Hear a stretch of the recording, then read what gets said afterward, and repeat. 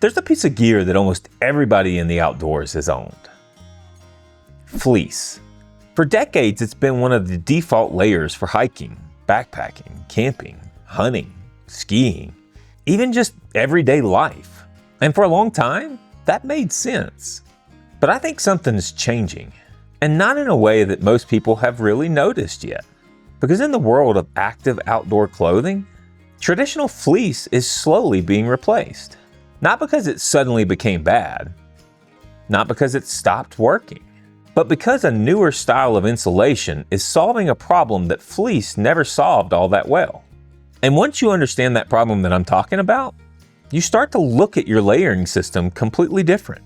I've been out in the mountains for a long time, and like a lot of people, I wore fleece for years because that's just what you did.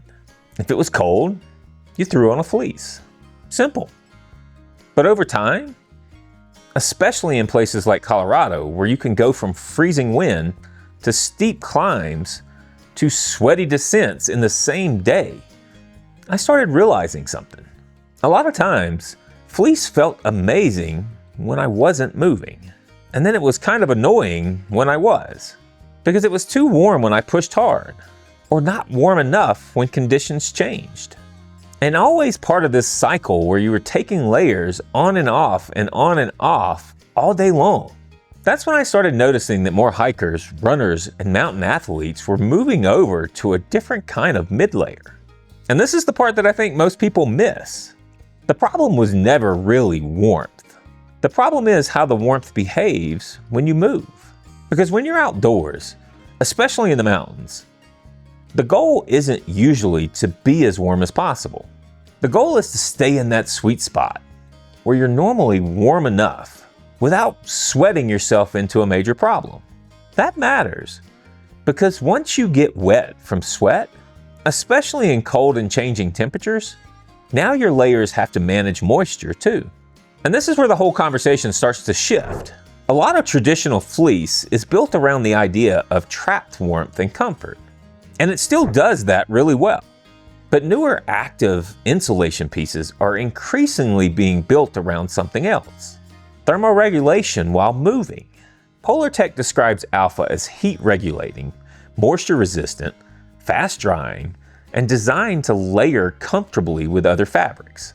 Patagonia now markets its R1 Air specifically as highly breathable, quick drying, technical fleece for high output use.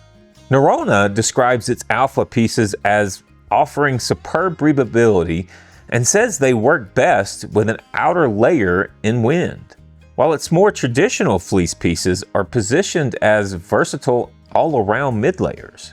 That right there tells you the shift. The conversation is no longer just, is it warm? It's actually more like, how does this layer behave when I'm actually climbing, sweating, stopping, and moving again? And the fabric that actually changed this conversation is Alpha Direct. If you've never seen it before, it actually looks wrong. It's weird. It's fluffy. It's kind of see-through. It doesn't look like what most people think performance insulation should look like. But that strange look is actually part of the point.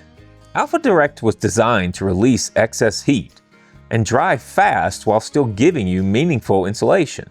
Reviewers and retailers consistently describe it as having unusually strong warmth to weight, exceptional breathability, and fast drying, especially when paired with a light shell. And once people started using it in the real world, especially in backpacking and high output mountain use, the appeal made a lot of sense. Not because it's magical, not because it solves a very specific problem better than old school fleece.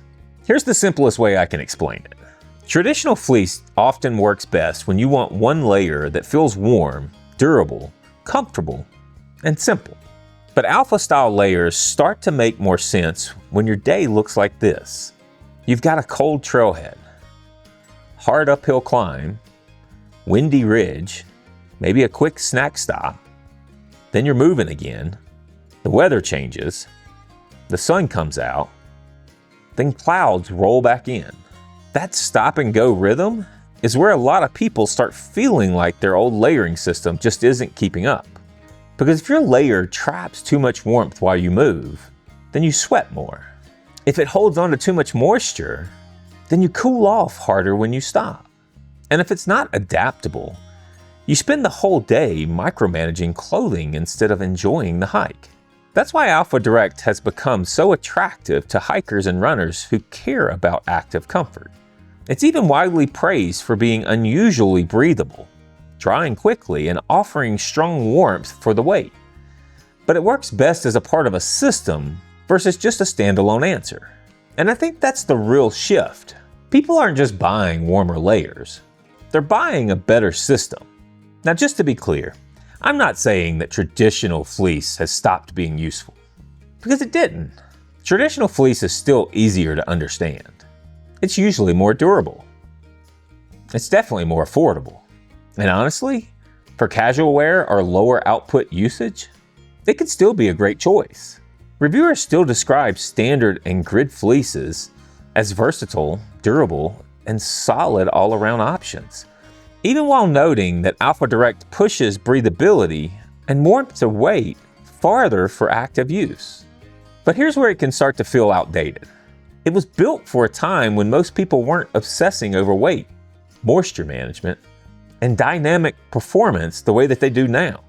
Nowadays, people want layers that weigh less, dry faster, dump heat better, pack smaller, and pair well with the shell.